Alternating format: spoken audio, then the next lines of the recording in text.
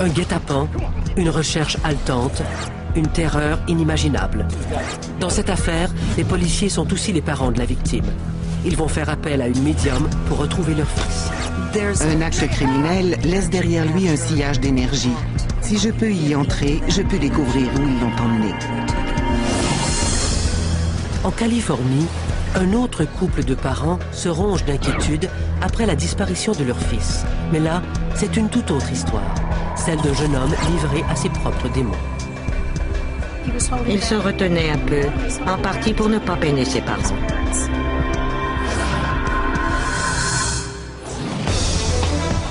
Lorsque les indices sont rares et que les enquêteurs ne trouvent pas de réponse satisfaisante, ils ont parfois recours aux témoins de l'étrange.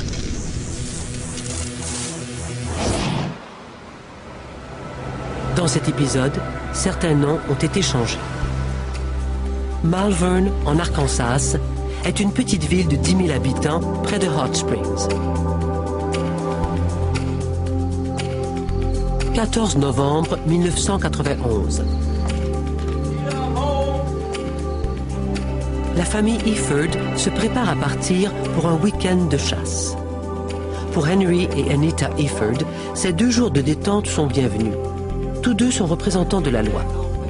Henry travaille pour le bureau du shérif et Anita est agente de probation.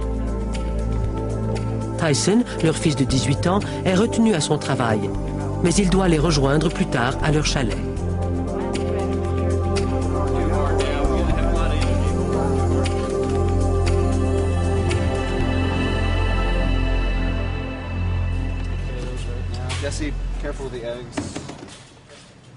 Au supermarché où il travaille, Tyson apprend une mauvaise nouvelle.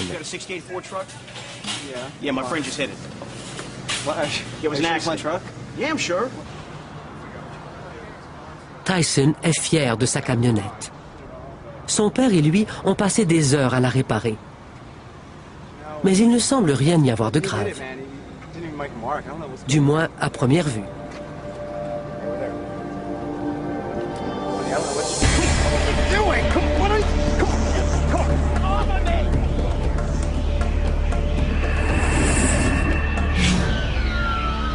Inquiet de ne pas voir revenir Tyson, son patron appelle le bureau du shérif.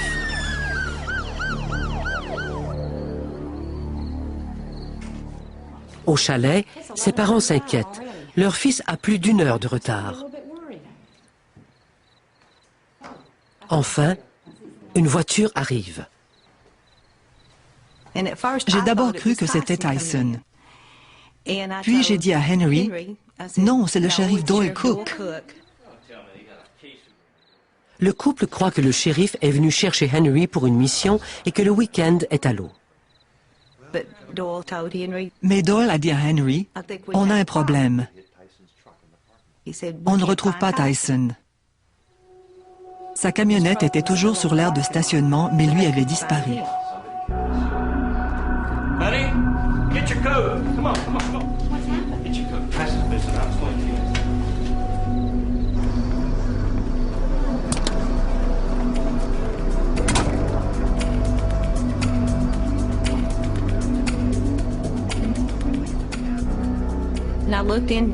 Quand j'ai regardé dans la camionnette, ses livres de classe étaient là, avec un cadeau qu'il avait acheté pour l'anniversaire de ma mère. Il devait le lui apporter avant de nous rejoindre au chalet.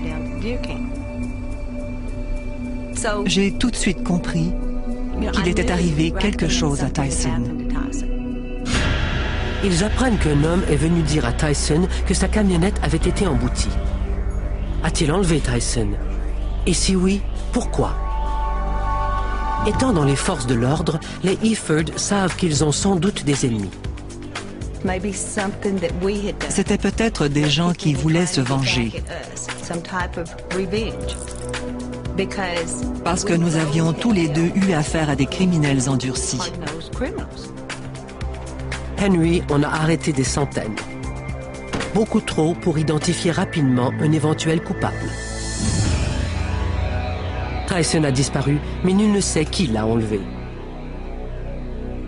Les amis policiers affluent pour apporter leur aide. Dès le lendemain matin, ils ont imprimé et fait placarder des affiches dans toute la ville. Les gens venaient proposer leur aide. Moi, j'avais besoin de m'isoler. Je suis rentrée à la maison et je suis montée dans sa chambre, qui était restée telle qu'il l'avait laissée.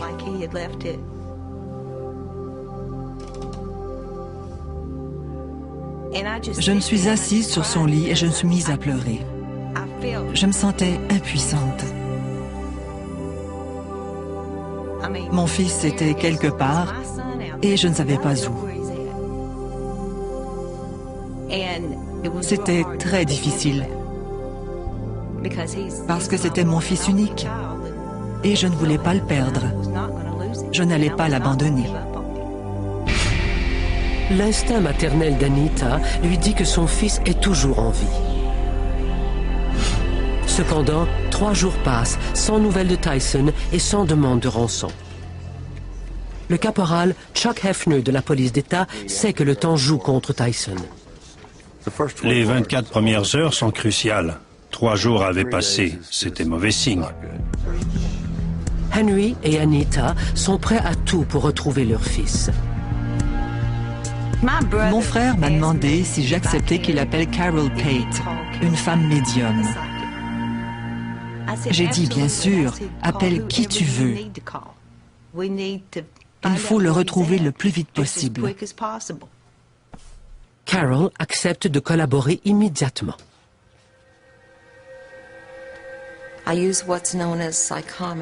J'utilise ce qu'on appelle la psychométrie, qui consiste à toucher une photo et à interpréter l'énergie que je ressens pour fusionner avec la victime. Si elle subit un traumatisme sévère, je le ressens. Si la victime voit le malfaiteur, je le vois aussi. De prime abord, Carol a eu une bonne nouvelle. Il était vivant. L'énergie était vivante. J'ai commencé à voir ce qui lui était arrivé. Je voyais des hommes. L'un portait une tenue de camouflage et une ceinture dont la grosse boucle était à l'effigie d'un aigle. Un autre portait des bottes de cow-boy. Je les ai vus le mettre dans leur camionnette. J'ai ressenti sa peur, sa frustration. J'ai ressenti sa terreur. Il se demandait s'il allait mourir ou rester en vie.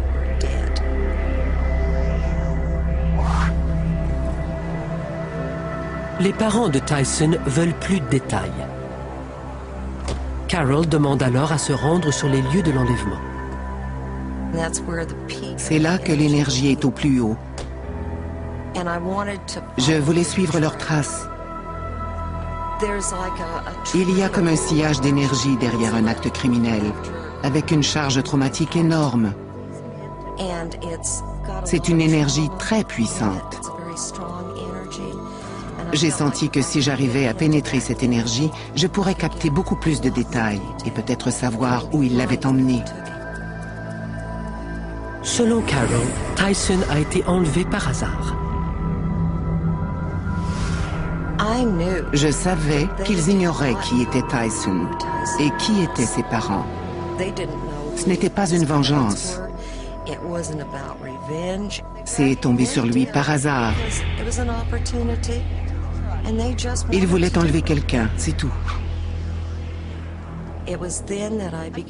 Là, j'ai commencé à entendre le mot « Ridge ». J'ai demandé à M. Efford que veut dire ce mot « Ridge ». Ça revient, ça doit être quelque chose d'important. Il m'a dit c'est peut-être Ridge Road. J'ai su que c'était ça. J'ai dit il faut aller à Ridge Road. Une fois là-bas, Carol a la vision des ravisseurs emmenant Tyson sur une route de gravier. La route asphaltée qu'il sillonne devient bientôt un chemin de gravier. D'autres détails se précisent. Flat, small, white house, sitting back J'ai commencé à voir une maison blanche, construite de plain pied.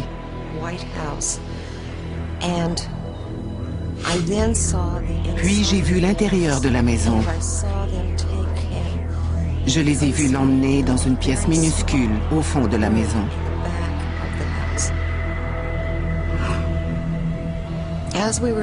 En roulant sur Ridge Road, on est arrivé à un embranchement où il fallait tourner soit à droite, soit à gauche. Et tout à coup, mes visions ont stoppé net. Je ne voyais plus rien. J'avais comme un blanc. C'était très étrange.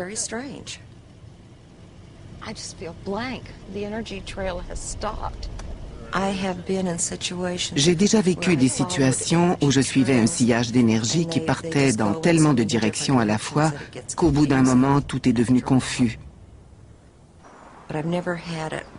Mais ça ne m'était encore jamais arrivé qu'il s'arrête tout à coup et qu'il n'y ait plus rien.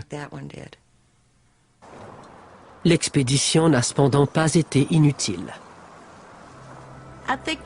Quand Carol m'a dit qu'il était toujours vivant, ça m'a conforté dans mon intuition. Et comme elle me l'a répété plusieurs fois, ça m'a permis de tenir le coup.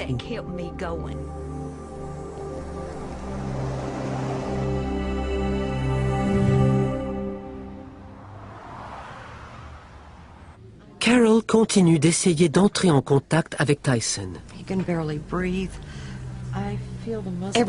Chaque jour, je prenais sa photo pour essayer de savoir ce qui lui arrivait. Je ressentais sa peur. Je savais qu'ils étaient en train de le torturer. Des tortures physiques, mais aussi mentales. J'ai senti un canon de pistolet contre ma tempe. J'entendais le canon rouler. Et je les entendais parler de roulette russe.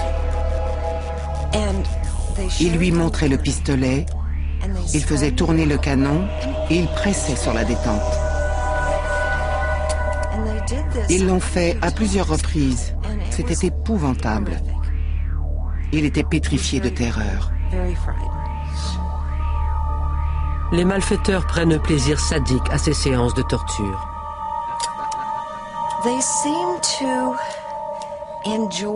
Ils semblaient se délecter d'avoir un être humain totalement à leur merci.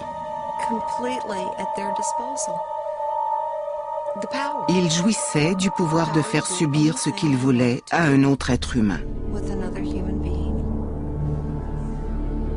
Ils voulaient voir jusqu'où ils pouvaient pousser ce pauvre garçon. Carol cache aux parents certains détails trop horribles.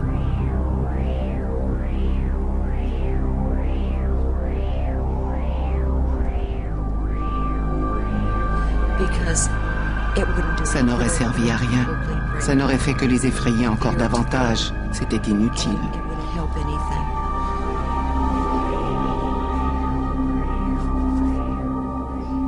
Elle a ensuite une vision encore plus atroce. L'homme a conduit Tyson dehors et lui a montré 3 trous creusés dans le sol. Puis il lui a pointé son arme sur la tempe en lui disant « Il y a une tombe pour ta mère, une pour ton père et une pour toi. »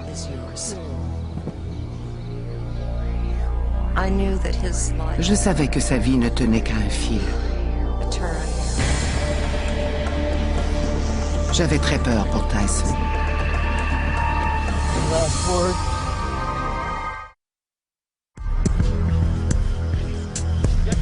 5 jours après l'enlèvement de Tyson Efford, la police continue à le rechercher.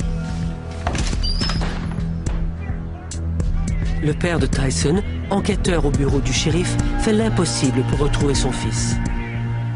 Mais malgré les efforts conjugués de tous, Tyson reste introuvable. La médium Carol Pate a la vision de 2 hommes qui gardent Tyson prisonnier près de Ridge Road dans une petite pièce obscure au fond d'une maison blanche. Elle voit d'épouvantables séances de torture psychologique, roulette russe, menace d'enterrer Tyson et sa famille, simulacre d'exécution. Mais elle continue de penser que le jeune homme est vivant. Les enquêteurs concentrent leurs recherches sur la zone décrite par Carol. Ils ne le savent pas, mais ils sont tout près de l'endroit où est détenu Tyson. Son geôlier, que Tyson croit s'appeler M. Smith, sent monter la pression autour de lui. Il a enlevé un jeune homme que sa famille ne cessera jamais de rechercher. Le prisonnier lui-même ne s'avoue pas vaincu. Il est devenu très nerveux et anxieux. Il a dit « Une voiture de police vient de passer à toute vitesse ». J'avais vu un avis de disparition avec ma photo à la télé, et il regardait en même temps que moi. La pression des médias et de la police le poussait à bout. Il allait devoir soit me tuer, soit me laisser partir. Et je n'avais pas l'impression qu'il me laisserait partir. Et je savais que si jamais j'essayais de prendre la fuite, il me tirerait dans le dos.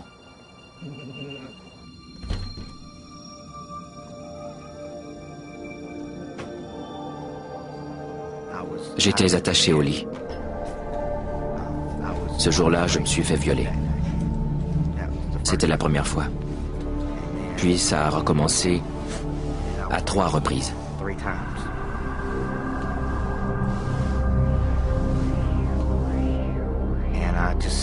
J'étais mort de peur.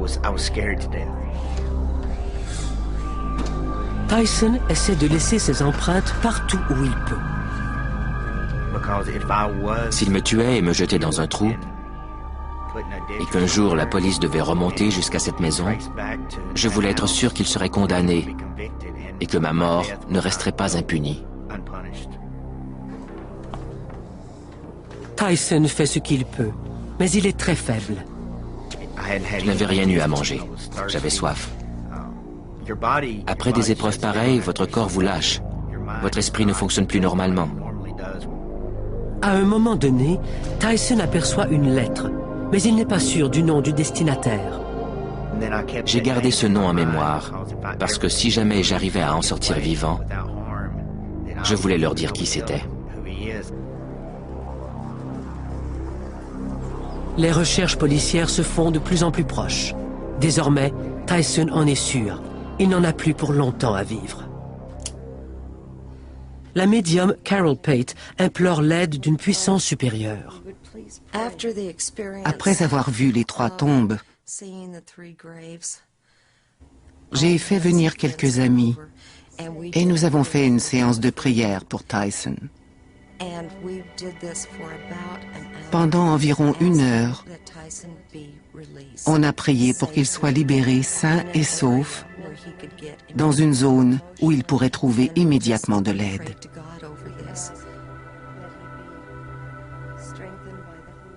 Nous avions besoin d'un miracle. La famille avait besoin d'un miracle.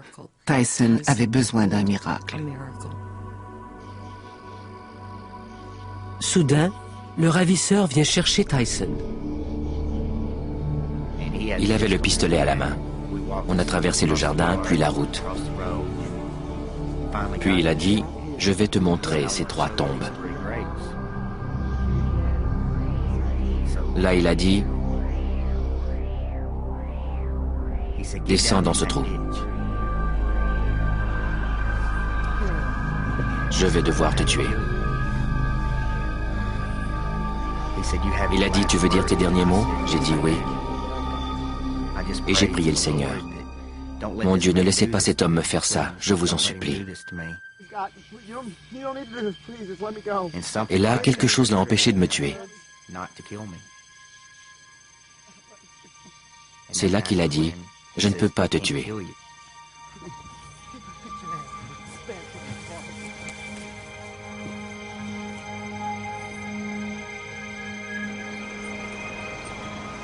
L'homme conduit Tyson loin de la maison. Mon corps était totalement vidé. Je n'avais plus aucune énergie. J'avais l'impression que j'allais tomber d'épuisement.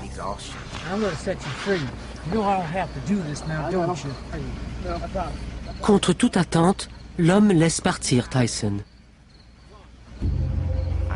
Je n'avais aucune confiance en lui. J'étais persuadé qu'il reviendrait me faire du mal. J'avais peur qu'il revienne, alors j'ai couru aussi vite que j'ai pu jusqu'à la maison la plus proche.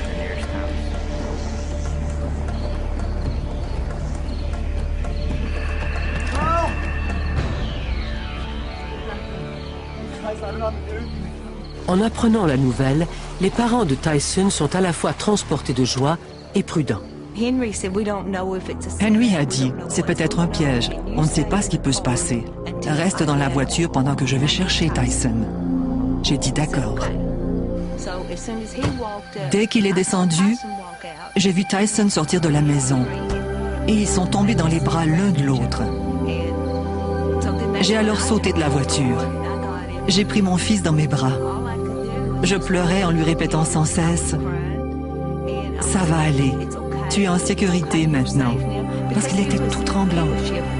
Le couple emmène Tyson à l'hôpital pour y recevoir des soins. Il est sévèrement déshydraté, mais sa vie n'est pas en danger. Il leur faut maintenant trouver les coupables. Tyson m'a dit que le type qui l'avait enlevé s'appelait Eric et que l'autre, l'occupant de la maison, s'appelait Carl Penny. Au bureau du shérif, ils se sont rendus compte qu'ils avaient un mandat contre un certain Carl Penny.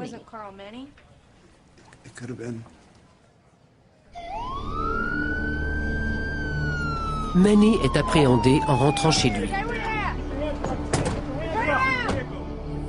Il se rend sans opposer de résistance.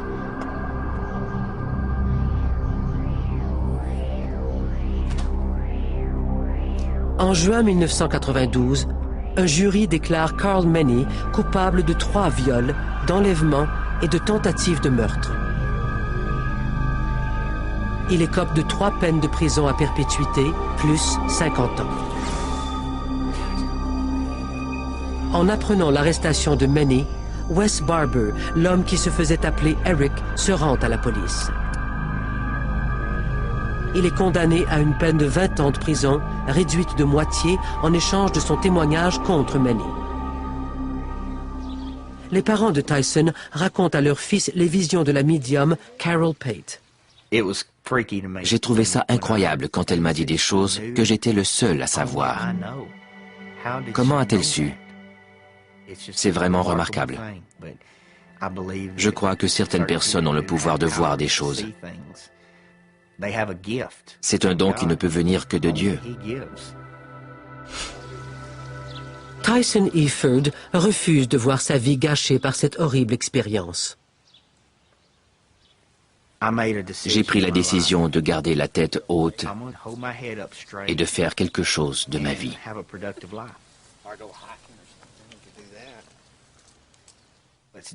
Cette épreuve nous a beaucoup rapprochés. Former une famille et être là pour les siens est la chose la plus merveilleuse au monde. Les Efford ont toujours gardé espoir.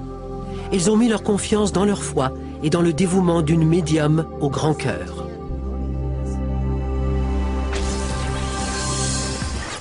À 2800 km de là, un autre couple recherche aussi son fils disparu. Une épreuve qui va bouleverser leur vie à jamais.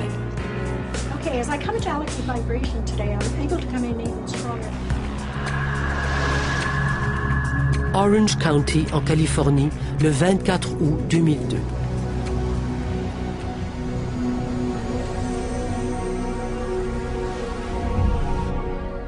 Après une journée comme les autres, Patty Zingaro rentre chez elle le soir. Surprise! Oh, wow. Well, thank you. That's a surprise. Son mari, Al, et leur plus jeune fils lui ont organisé un anniversaire surprise. This is really nice. Thank you very Mais la vraie surprise, c'est de voir son fils aîné, Alex. Wow. Depuis 2 ans, il vivait loin de la maison, poursuivant son rêve de devenir professionnel de la planche à neige, tout en étudiant au Lake Tahoe. Ses premiers succès lui avaient permis d'obtenir quelques commandites et il était sur le point de percer.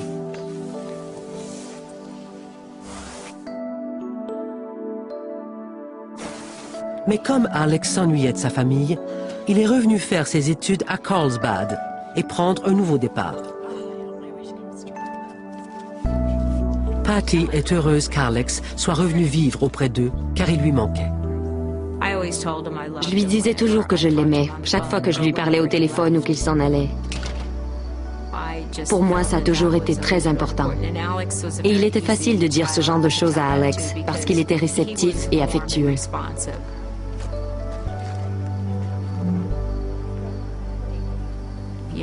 Quand on le serrait dans ses bras, il vous serrait à son tour avec beaucoup de chaleur.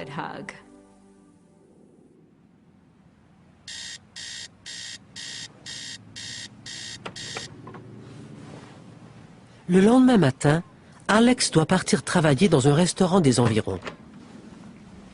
Hey, it's Alex. I'm gonna be a little late. I'm running a little late.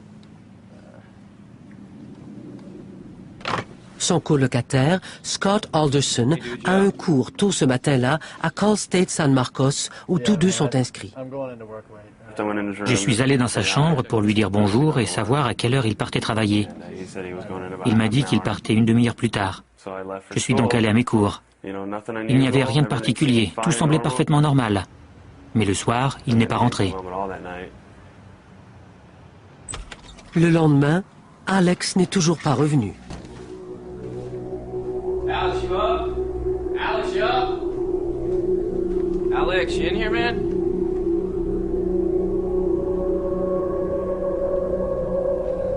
Les livres de classe du jeune homme sont toujours dans l'appartement, mais sa camionnette n'est plus là. J'étais un peu inquiet.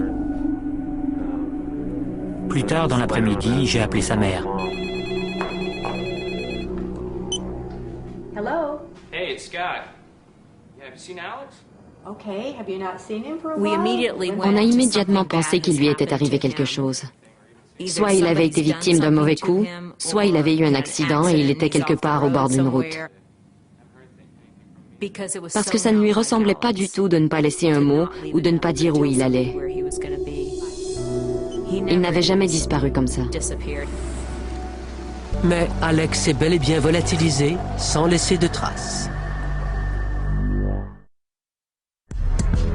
En septembre 2002, Alex, 22 ans, le fils de Patty et Al Zingaro, a disparu.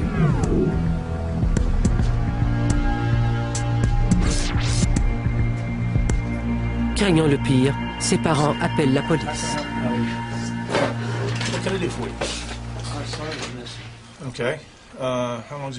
Al Zingaro a le sentiment que la police ne se montre pas très coopérative. Les policiers étaient cordiaux, mais en même temps un peu distants dans la façon dont ils ont réagi quand on leur a demandé ce qu'ils comptaient faire. En tant que parent, j'ai trouvé qu'ils étaient évasifs, et ça m'a refroidi.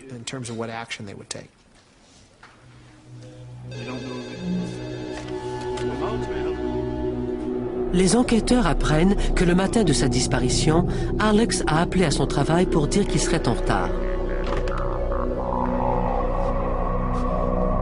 Mais il ne s'est jamais présenté.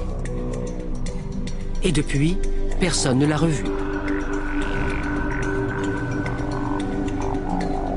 Les Zingaro, aidés par des amis et des bénévoles, distribuent des affiches partout où Alex a pu être vu. La nouvelle de sa disparition se répand rapidement dans le quartier. Une voisine de la famille prend la nouvelle très à cœur. Elle m'a demandé si c'était vrai qu'Alex avait disparu. J'ai répondu que oui, et qu'on ne savait pas ce qui lui était arrivé. Elle s'est mise à pleurer. La voisine prend alors une décision cruciale. Elle appelle la médium Rosemary Kerr pour lui demander son aide. Rosemary possède des dons de clairvoyance depuis l'enfance. Je pense que c'est Dieu qui m'a donné ces facultés. C'est comme un don que je ne dois pas utiliser pour moi-même, mais pour aider les autres. Je suis convaincue que tout le monde possède certains dons spirituels, mais les miens sont très aiguisés et développés, tout simplement parce que je les ai utilisés toute ma vie. Rosemary appelle les Zingaro. Elle parle d'abord à Al.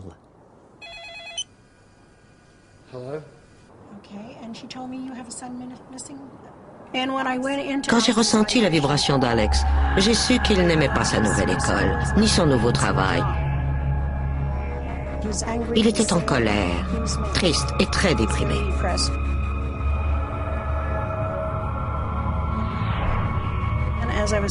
Mais quand je l'ai expliqué au père, il a trouvé ça très difficile à croire. Quand elle m'a dit ça, j'étais très sceptique. Je n'y croyais pas. J'ai laissé passer un silence, puis je lui ai dit « Je veux bien croire tout ce que vous m'avez dit jusqu'ici, mais ça, je n'y crois pas. Je ne crois pas du tout à cette histoire de dépression. » Le samedi 7 septembre, Alex a disparu depuis plus de 72 heures. Sa famille et ses amis distribuent des affiches partout dans l'espoir que quelqu'un reconnaîtra le jeune homme. Le dimanche soir, ils n'ont toujours aucune nouvelle. En désespoir de cause, Patty rappelle Rosemary.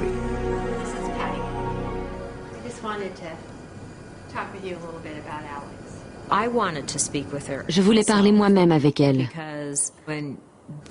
Parce que quand une chose pareille vous tombe dessus, vous vous raccrochez à quiconque peut vous aider à retrouver votre enfant.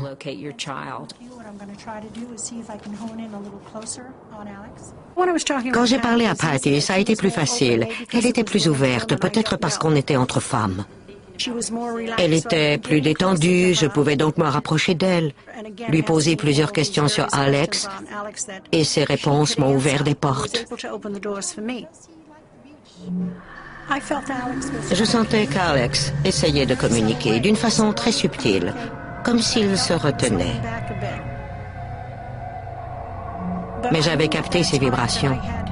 Je le ressentais plus intensément. Je savais qu'on était sur la bonne piste. Puis j'ai commencé à voir Alex dans différents lieux. Je le voyais dans des montagnes entourées d'arbres, beaucoup d'arbres. Je le voyais sur l'autoroute Ortega qui mène à différentes régions. Mais Rosemary ne parvient pas à le localiser précisément. Et j'ai dit à Patty, si le téléphone sonne, dites « Je t'aime, Alex, tout va bien. Faites-lui savoir que vous l'aimez. » Patty a le cœur déchiré par les visions de Rosemary. Mais un fait nouveau vient tout remettre en question. Pris d'une impulsion subite, Al se rend à la banque de son fils. Je voulais savoir s'il y avait eu des mouvements sur son compte lors des 2 derniers jours. Ça me fournirait des indices que je pourrais également communiquer à la police. Ça donnerait peut-être un début de piste. Et ça a marché. Le compte en banque d'Alex affiche 2 transactions depuis sa disparition. Il y avait un achat dans une petite épicerie à Escondido et un autre à Colton, dans une station d'essence. Al apporte les relevés bancaires à la police. Un agent de Carlsbad va suivre cette piste. L'auteur de la transaction, quel qu'il soit, doit être pour quelque chose dans la disparition d'Alex.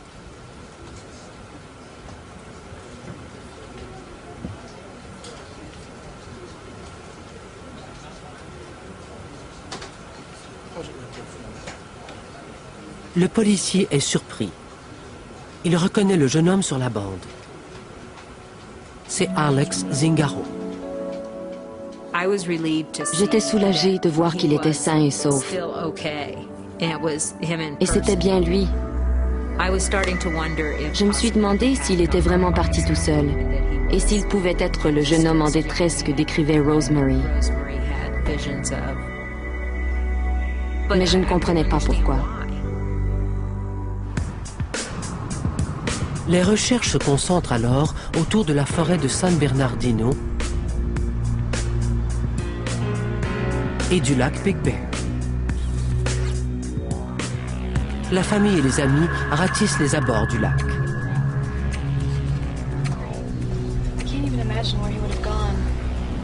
Mais ils ne retrouvent aucune trace d'Alex ni de son camion. Tard ce soir-là, Scott Alderson, accompagné de quelques amis, regagne l'appartement qu'il partage avec Alex. On fouillait dans son ordinateur à la recherche d'indices ou de sites internet qu'il avait pu visiter pour voir s'il avait projeté un voyage ou autre. On est alors tombé sur une lettre. À la minute où je l'ai lue, j'ai été horrifié. Scott appelle immédiatement les parents d'Alex. La lettre était adressée à Al, à moi-même et à son frère. En gros, il y écrivait tout ce que Rosemary nous disait depuis le début. Que ces derniers mois, il se réveillait très déprimé le matin. Il avait besoin de s'en aller. Il ne savait pas très bien où, mais il allait prendre le volant et partir. Les Zingaro décident de ne pas mettre la police dans la confidence. Mon mari a dit à Scott, « Je t'en prie, ne dis rien aux policiers, sinon ils vont nous laisser tomber du jour au lendemain et arrêter les recherches. » Patty et Al sollicitent à nouveau l'aide de Rosemary. Cette fois, la médium fait une séance chez elle.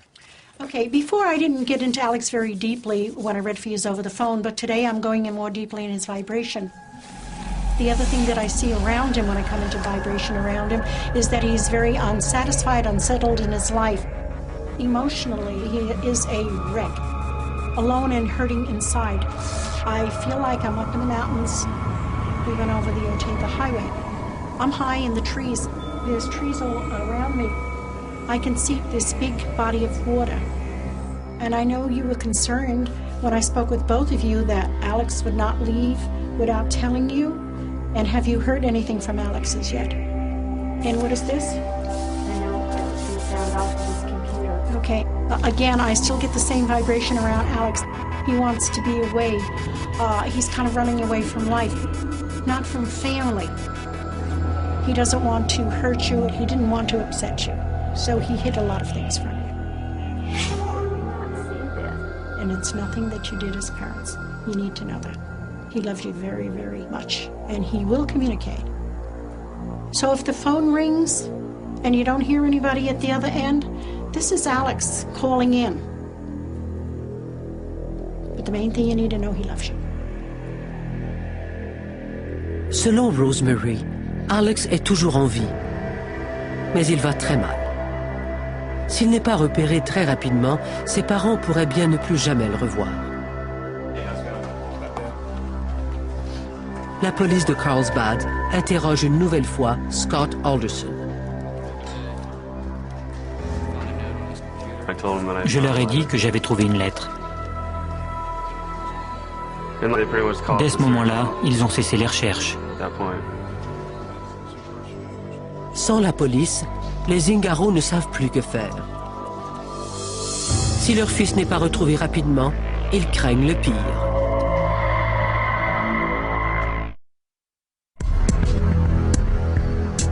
Début septembre 2002, un jeune étudiant, Alex Zingaro, disparaît de son appartement de Carlsbad en Californie.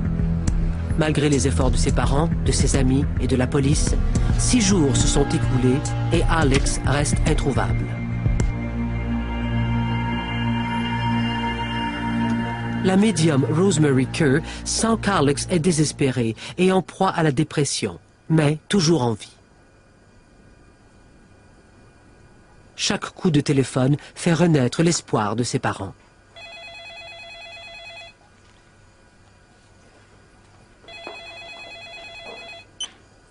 Hello? Alex? Alex, is that you? Come home, we can help you. Elle nous a dit qu'il y avait une chance qu'il nous appelle et reste silencieux au bout du fil. Et que si on recevait un coup de fil muet, il fallait qu'on dise « Alex, on t'aime. S'il te plaît, rentre à la maison. » Alex a disparu. Mais où peut-il bien être? Ses proches n'en ont aucune idée. Je ne savais plus quoi faire. On était à court de pistes et on se sentait totalement impuissant. On pensait encore pouvoir le faire revenir et manifestement on se trompait.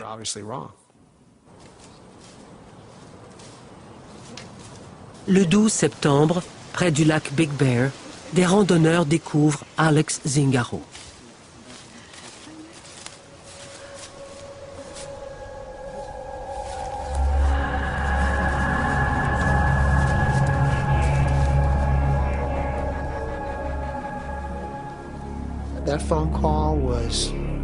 Je ne souhaite à aucun parent de recevoir un coup de téléphone de ce genre.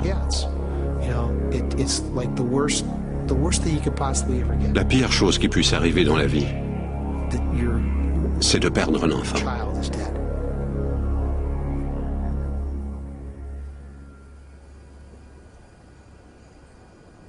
Plusieurs mois après la mort d'Alex, ses parents sont toujours dévorés de chagrin.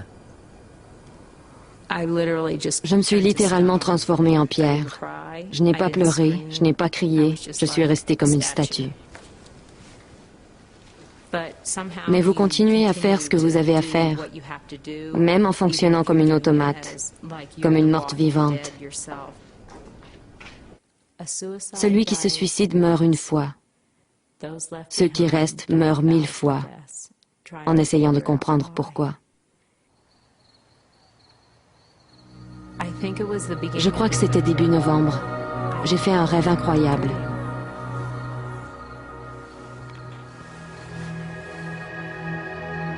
Alex?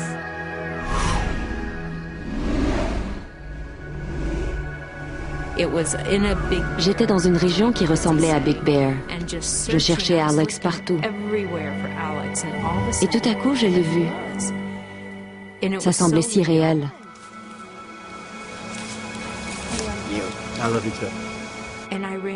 J'ai couru vers lui, je pleurais. Je lui ai dit, « Alex, où étais-tu? On t'a cherché partout. Où étais-tu passé? Qu'as-tu fait? »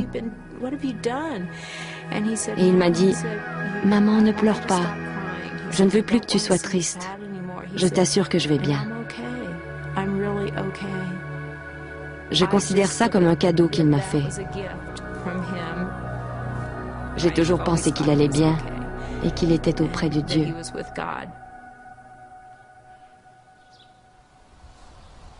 Aujourd'hui, les Zingaro tentent d'aider d'autres familles à affronter les réalités et les dangers de la dépression.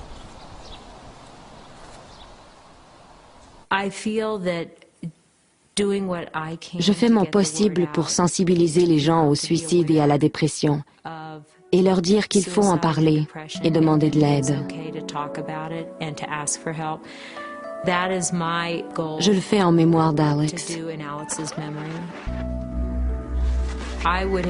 J'aurais échangé ma vie contre la sienne sans hésiter une seconde si j'avais pu. Je regrette qu'il n'ait pas vécu. Les rêves que l'on forme pour ses enfants ne se réaliseront jamais pour Alex.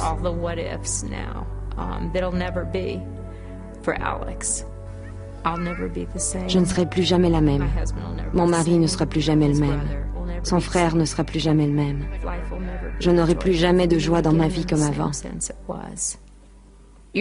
On a le cœur brisé. Et le plus triste, c'est qu'on n'y peut rien, puisqu'on ne peut pas le faire revenir. Alors, on continue d'avancer, en espérant qu'on sera bientôt réunis.